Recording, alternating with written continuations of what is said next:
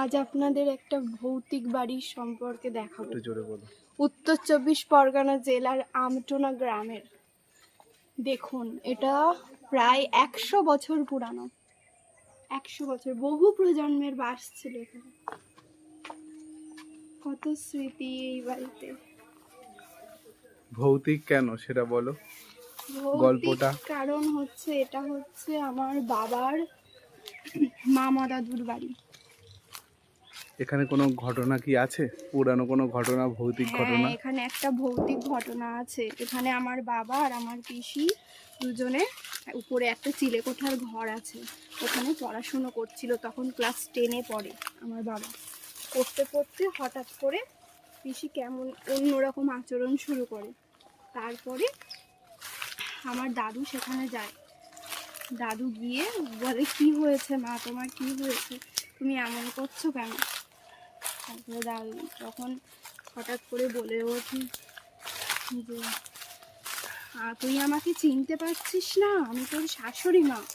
মানে আমার ঠাম্মার মা চলে আসে, আমার পিসির মেয়ে। এটা কিন্তু অতি বাস্তব, এটা হয়েছিল। মানে অনেকটা বিজ্ঞানের যুগে যাকে বলে ডিসোসিয়েটিভ আইডেন্টিটি ডিসঅর্ডার, মানে একজনের মধ্যে আরেকজন প্রবেশ করছে। যাই হোক বন্ধুরা, দেখুন বাড়িটা কত সুন্দর স্ট্রাকচার ছিল তখনকার দিনে। এটা তো সেই গাঁথা মনে হয় কাদামাটি, সুরকি, সেই সমস্ত জিনিস দিয়ে গাঁথা। হ্যাঁ, এই পুকুরের মাটি করেই এটা তৈরি করা। আমরা এটা স্মৃতিতে রেখে দিচ্ছি, কারণ কদিন পরে হয়তো এই জায়গাটা এরকম থাকবে না, প্রমোটারদের হাতে চলে যাবে বা নতুন স্থায়ী বাসিন্দা। তো নাটক করবেও বলেছিল, নাটকের সংস্থা থেকে এসে শুটিং আর কি, তাই তো। বিগত 2 বছর হতে যায় আমার ঠাম্মা দাদু মারা গেছে।